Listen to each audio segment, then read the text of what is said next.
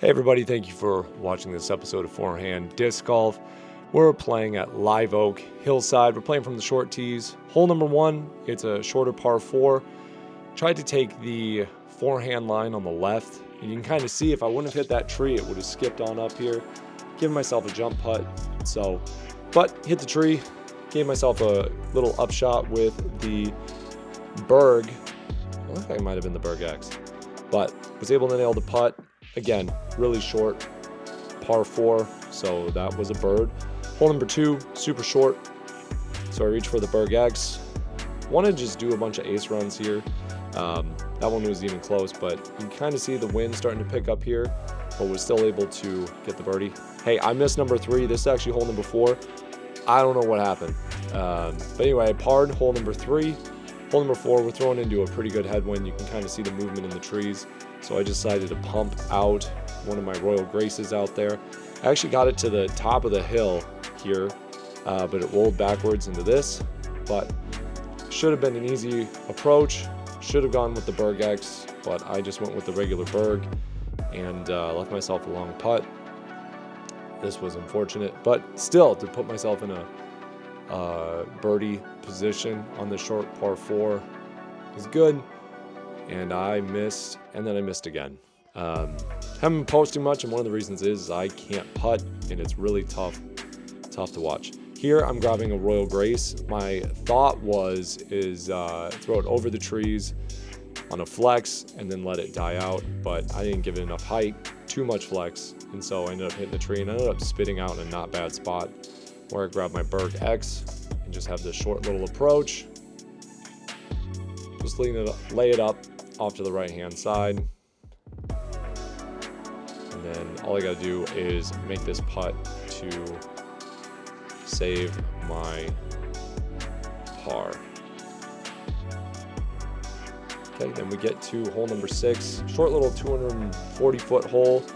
Just grab the Saki Bomb prototype Felon and just let it roll up there right under the pin. I got lucky on the skip. We played here like a week later. I tried the exact same shot, hit almost exactly the same, but it skipped off 50 feet to the right. Then I'm reaching for my Fusion Suspect. Thought the wind might help me, but when you throw it that bad, nothing can help you. So it's unfortunate. This hole should be easy for me, and I just can't get it right. Miss both the putts, end up with a par.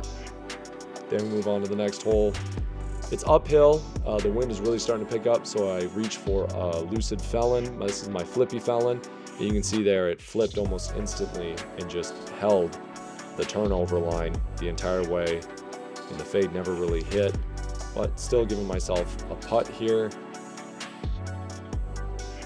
And I make it. So glad I can save birdie on that hole. At the time, this was brand new to the bag. This is my Royals first run savior. Just need to do a quick little flex. And ended up parking it right under the basket. Got really lucky off of a tree hit. We ended up having to skip a few holes and end up on hole number 11. So I throw my Berg out there, gave it a good run, ended up just past the basket. Maybe even have nicked, it sounded like I might have nicked the bottom of the cage for the bird.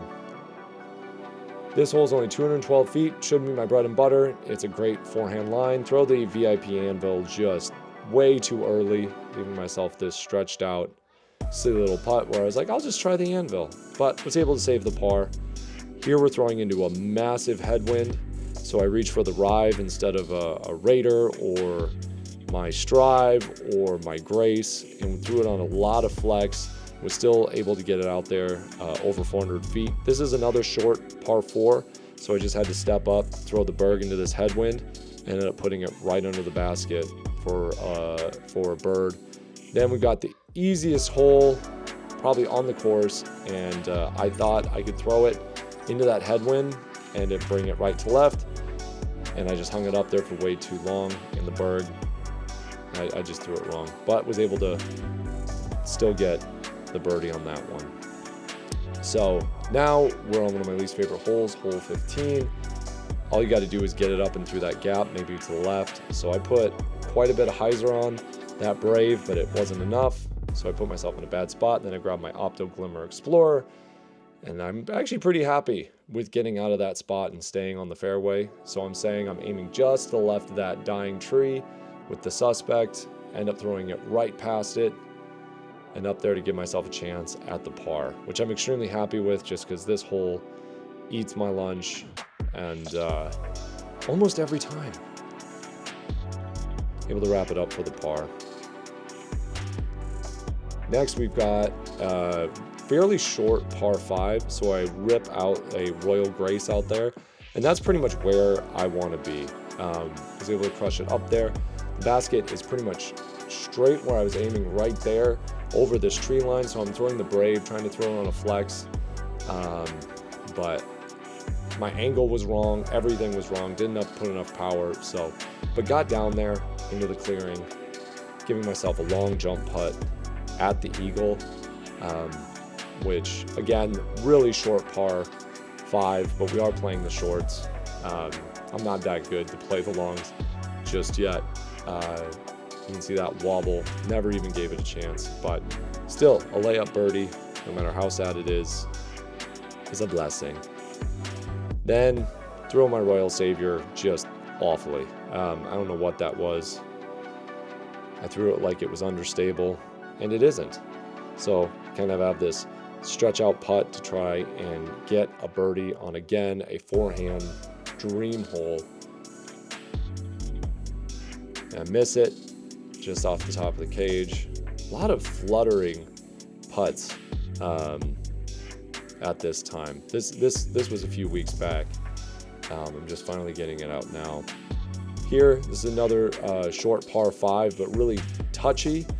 Throw my Explorer. That is where I wanted to end up, because you can see it's really tight right here on the fairway. You can kind of see the basket up there to the right. So I grab my one of my most stable Graces, and I'm like, I'm just going to do a standstill and just aim right at it. I put so much flex and bad nose angle. I was just a really bad shot. Looking back, I don't understand my thought process there at all. Then I grab my VIP anvil. I can already see where my toe is aiming, that I'm setting myself up for a bad time. And yeah, I don't know what, on both of those shots, everything was wrong. On those shots, you want to look right at it. You want to aim your toe at your aim point. And then with these putts, again, they're fluttering. They're just bad, but was able to clean up the par on that one. So moving on to hole 18 of 19. I'm going to grab the Royal Grace, thinking to myself, I'll just have to flex it. If I would have given myself the height, that would have been exactly what I'm looking for on this par 4. So I grabbed my Saki Bomb Felon, and I'm just like, all right, I'm just going to throw a flex. I got really lucky hitting that tree there off to the left, because otherwise I would have overthrown the basket by a lot. And you can kind of see the backdrop there. It would have been really gross. So I give it a run with the Berg, just over the cage, but put myself in a spot to just wrap up my putt for a par, leading to hole 19 at -9. Just throw my Berg. It's 177 feet, just under the basket. Didn't give it an ace run at all. Didn't give it the height, but was able to wrap it up with a -10. That was just a quick round recap at Forehand Disc Golf. Be sure to subscribe, comment below, and I'll see you on the next one.